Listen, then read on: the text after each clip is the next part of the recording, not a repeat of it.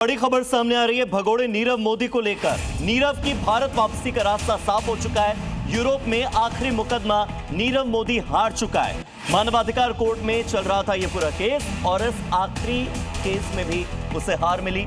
UK ने प्रत्यर्पण प्रक्रिया को शुरू कर दिया है।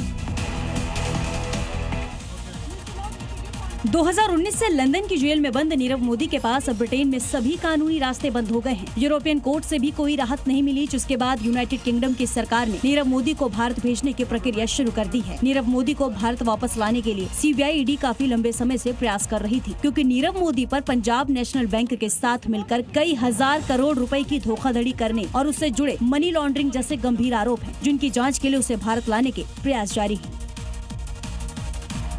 बड़ी खबर है कि 3 देशों के विदेश यात्रा पर प्रधानमंत्री नरेंद्र मोदी जब गए तो वो सबसे पहले पड़ाव यानी कि इंडोनेशिया पहुंचे और राष्ट्रपति प्रबोवो ने उनका स्वागत किया है। प्रधानमंत्री नरेंद्र मोदी ऑस्ट्रेलिया और न्यूजीलैंड भी जाने वाले हैं, लेकिन उससे पहले वो इंडोनेशिया पहुंचे, जहां पीएम मोदी का स्वागत किया है इंडोनेशिया के राष्ट्रपति प्रबोवो ने। इधर कोलकाता में केंद्रीय गृह मंत्री अमित शाह ने न्यू टाउन के इको पार्क में डॉक्टर श्यामा प्रसाद मुखर्जी की 125 फीट ऊंची स्मारक प्रतिमा के लिए भूमि पूजन किया। इस दौरान मुख्यमंत्री शुभेंदु अधिकारी भी मौजूद रहे। केंद्रीय गृह मंत्री अमित शाह ने भारतीय जनसंघ के संस्थापक और भारतीय जनता पार्टी के विचारक डॉक्टर श्यामा प्रसाद मुखर्जी की जयंती पर उनकी 125 फीट ऊंची प्रतिमा का शिलान्यास किया। न्यू टाउन इलाके में आयोजित कार्यक्रम में प्रतिमा निर्माण के लिए भूमि पूजन किया गया। इस अवसर पर पश्चिम बंगाल के मुख्यमंत्री शुभेंदु अधिकारी मौजूद थे।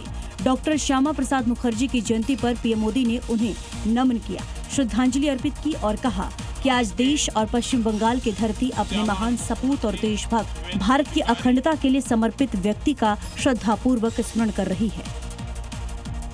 महाराष्ट्र में मॉनसून को लेकर एक नई अपडेट है। मॉनसून का कहर अब आम लोगों पर भी बरसने लगा है। लोनावला में मूसलाधार बरसात के बाद वेदांत अकेडमी के बेसमेंट में पानी भरने से 20 से ज्यादा स्टूडेंट्स फंस गए थे अंदर।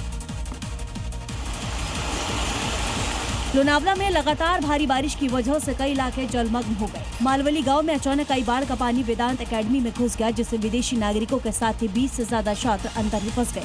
सूचना मिलते ही पुणे मेट्रोपॉलिटन अथॉरिटी की आपदा राहत टीम ने रेस्क्यू ऑपरेशन शुरू किया। फंसे हुए लोगों को सुरक्षित बचा लिया। मौसम विभाग ने आज भी पुणे के कई इलाकों में भारी बारिश को लेकर अलर्ट जारी किया है।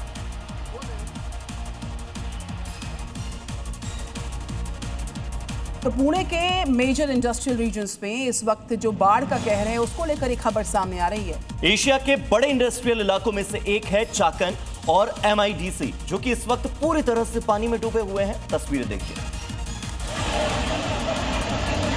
पुणे में पिछले 48 घंटों में हुए मूसलाधार बारिश ने आम जनजीवन पूरी तरह अस्त व्यस्त करने के साथ ही इंडस्ट्रियल सेंटर्स को भी ठप कर दिया है। इंडस्ट्रियल इलाका चाकन पूरी तरह से जलमग्न हो गया है। कई फैक्ट्रियों में पानी घुसने से प्रोडक्शन यूनिट बंद हो गई है, जबकि सड़कों पर ऐसा सैलाब बह रहा है कि बसें भी नहीं चल पा रही।